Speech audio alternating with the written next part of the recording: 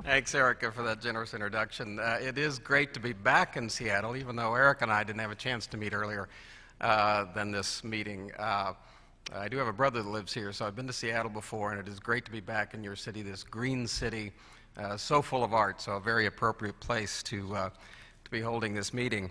Well, tell me right now that there's not a little voice running through your head, and it's asking, do I really have time to think about the environment? I mean, what about my bottom line? We're retrenching, we're cutting back staff and programs. We have to focus on our core mission.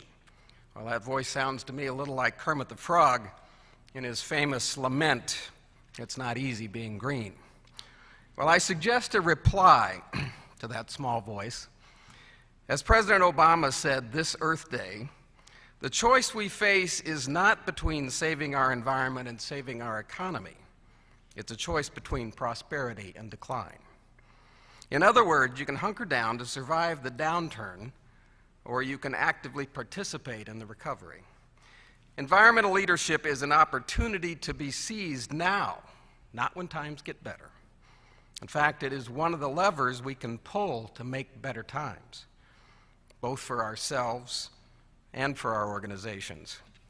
2 years ago, as you heard, Wolf Trap began to work toward carbon neutrality by making small, affordable changes, like adjusting the thermostat, recycling more, composting, using biodegradable concession products, among many other things.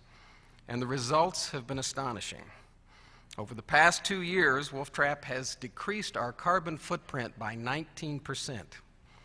And we're proud to say that the decrease of our electric use alone has been the carbon equivalent of planting 18,000 trees or not driving 225,000 miles. But let's talk dollars. During that same period, while the electrical rates went up in our area, they went up by 18%, we still realized savings of thousands of dollars on our electrical bill. And because we recycled more and hauled less to the dump, our waste removal costs went down by 13%. So when you talk about bottom line, that's real money, real dollars. On top of that, the environmental action presents opportunities for fundraising, community engagement, and yes, audience development.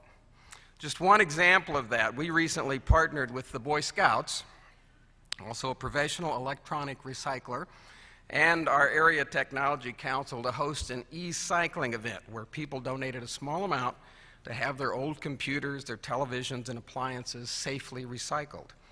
Our work was easy. We provided the parking lot, a little bit of messaging. The results? 3.5 tons of electronic equipment were safely and responsibly recycled. And new audiences came to our place to do that. They were directed to the box office, and ultimately our education department will receive a portion of the fee from each recycled item. And what about mission? Well, like you, we're committed to providing excellent art opportunities for diverse audiences.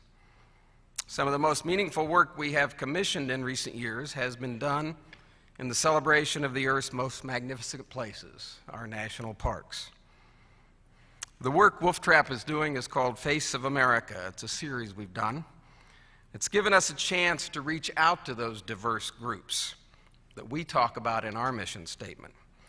Imagine an audience of outdoor adventurers, bluegrass and country music fans, dance fanatics, and nostalgic vacationers, some 6,000 of them, standing, cheering, and stomping for a modern dance performance. Well, it happened. It did happen. By the way, at the same time, we strengthened our brand with a national PBS television special that was based on this work. So given these examples and many, many others that exist, the question is this: financially and artistically, how can we afford not to protect this planet? So the fact is, we have both a responsibility and an opportunity. First, look at the responsibility. Reversing global climate change depends on empowering each human to make change in their behavior.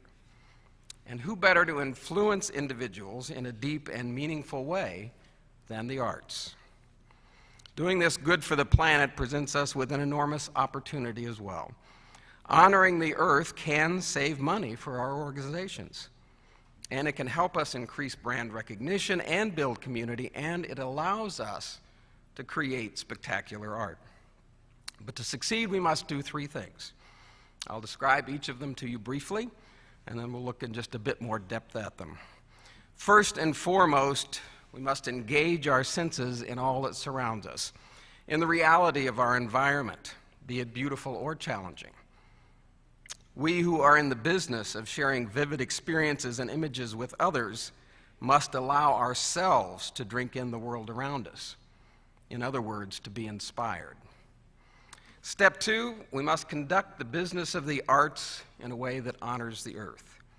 Let's face it, if there's no earth, there are no stages and there's no audiences, and so we best take care of Mother, and we best do it now.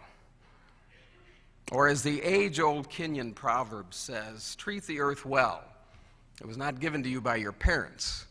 It was loaned to you by your children. Step three, tell the story. The arts are society's storytellers, so we have the double opportunity of leading by example and using our arts to encourage others to follow their own paths to environmental sustainability. So let's take just a little closer look at these three. First, we begin the journey by stopping. Now, I know that sounds counterintuitive, but here's my thinking. In its zeal to change individual behavior, the environmental movement has created a new Calvinism. Take plenty of guilt, throw in a confusing, ever-increasing list of don'ts, and a little fear on top of that, and you have either Ibsen, Friday the 13th, or the extremes of the environmental movement as we know it today. Green Puritanism doesn't and shouldn't work for us. If we want to change individual behavior, we must be true to ourselves as artists, as people who embrace the whole of the human experience. So we have to allow ourselves to be inspired. And in my case, I'm inspired. My inspiration comes every night under the stars at Wolf Trap. As you know, it is America's only national park for the performing arts. But I'm also awed by other national parks throughout the country, from the beauty of Acadia National Park in Maine to the stark realization that within a few short years, the glaciers will disappear entirely from Glacier National Park in Montana. For me, a lifetime of travel through our national parks culminated, as you heard, with my recent research sabbatical where I visited 87 of the nation's 391 national parks. And as you know, we're sharing a few of those photos with you today, and so feel free to daydream as you look at those. And perhaps you'll be reminded of your own connection to the earth. Maybe reflect with pride on the steps you and your organization have already taken. And by taking this first step, perhaps you will be inspired. And in the near future, you'll create or facilitate great art in celebration of the earth. Now, the second step is your credibility test. Conduct the business of the arts in a way that honors the earth. As you heard, in 2008, Americans for the Arts, Wolf Trap, and the Aspen Institute presented the National Summit on Arts and the Environment with support from the national consulting firm of Booz Allen Hamilton. There were 30 leaders in the arts, the environment, civic life, education, and business that gathered to talk about the role of the arts in environmental sustainability. If you go to the Wolf Trap website, you can read their findings, particularly in three areas: engaging the arts, going green within your own organization, and greening your community. And among their recommendations for engaging the arts is included the establishment of a national green award for artists and arts organizations, or it could be a regional award, or even a local award for green artists and green arts organizations. It also recommended establishing a national leadership council on greening the arts. And you can respond to the summit recommendations by contacting Americans for the Arts, and we're going to put up a website at the end of this so you can jot that down and put your input into that, get your opinion in as well. So to go green within our organization, summit participants provided broad recommendations, but there are two important examples. One, establish baseline measure for your organization's use of resources, water, waste, and energy, and look at your impact on the community at the same time. And then secondly, identify and develop a prioritized strategy for improvement.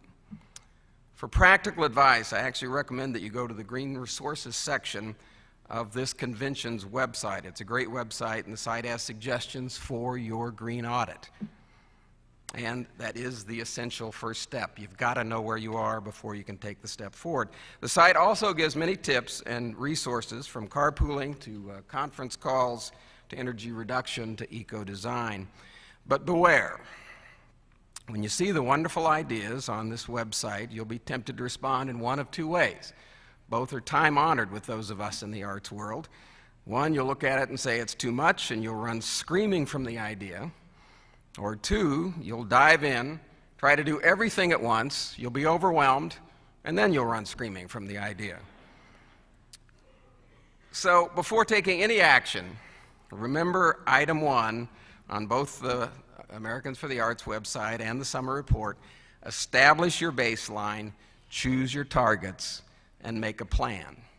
And then, as closely as reality will allow, follow your plan, always keeping your focus on the smartest, most cost-effective ways to reduce, reuse, and recycle energy, water, and waste. So we've been inspired, and we've begun to act as examples for others, and now it's time to tell the story. First, as an industry, we must share among ourselves. Many of you have already taken important steps to green your organization or to go green as artists or just as individuals. And we hope you'll send those experiences and recommendations to us as well, to that same website that we talked about a minute ago. And then you must share your story with the community. And I'm a theater person, so I'm certainly not advocating that we preach. But again, I refer to the findings from the 2008 Environmental Summit, which recommends these actions: expand beyond your own sector, engage with the business community, the environmental community, and educators by bringing content to their conferences and to their local meetings, and by participating with them in joint messaging. And finally, and most importantly, we must do what we do best. We must create art that moves audiences. It can be art with a specific environmental message, like Wolf Trap's Junkyard Pirates, which, by the way, was underwritten in part by the Jim Henson Foundation. It's a children's theater production which uses giant puppets made entirely of recycled materials that literally hammers home the message of reduce, reuse, recycle. Or maybe it's art that crosses the boundaries of visual and experiential, like the art piece titled Shared Propulsion Car, a pedal-powered Buick Regal designed by Michel Dubois. And there's a funny video actually on YouTube of the maiden voyage and its ultimate arrest in Toronto. Check it out. Or art can have direct benefit to the environment, like Javier Cortada's Reclamation project, completed in cooperation with the Miami Science Museum. It's an installation of mangrove seedlings that can be adopted and planted in areas where they'll thrive, and is described in the wonderful website greenmuseum.org. Each plant begins its life as an art piece and matures in an act of restoration. Now, if you're a mainstream artist or organization, you're thinking, well, this is all great stuff and great work, but shouldn't it just be left to the eco-artist? Well, you need to remember that all art is in response to the world around us. Renowned choreographer Trey McIntyre never thought of himself as an environmentalist, but when we presented him with the possibility of creating a dance around the future of Glacier National Park and its melting glaciers, he was inspired to think about loss and how we as humans react to that loss. The resulting commission is to be presented at Wolf Trap in August and then on tour nationwide the following season, and it will give us a chance to react to a work that explores a profound human emotion and gently reminds us of what is at stake in our battle to reverse climate change. As you head home from this beautiful green city, I hope you'll remember that you have the power to make incredible changes in the way we treat the earth. I call it the power of one. Each individual can make a difference. just one act at a time. And as artist Alan Sonfus says, within the 21st century, we have to redefine the role of the artist as an individual who is actively seeking solutions to improve our world. So in closing, I ask you to carry these 3 steps to use your art to save our planet. First, allow yourself to be inspired. Read some Whitman or Thoreau, listen to Beethoven's Sixth, or visit your local museum, or come see Trey McIntyre at Wolf Trap this summer. Or just go outdoors this afternoon, look around, look at the beauty, and breathe a little. And then from that position of joy and wonder, plan the changes you can make to honor the earth, from the big impact items to the practical everyday actions in your own life and in the life of your organizations. And finally, complete the circle by using your art to inspire others. I look forward to being inspired by you. And remember, Kermit was wrong. It's not that hard being green. Thank you.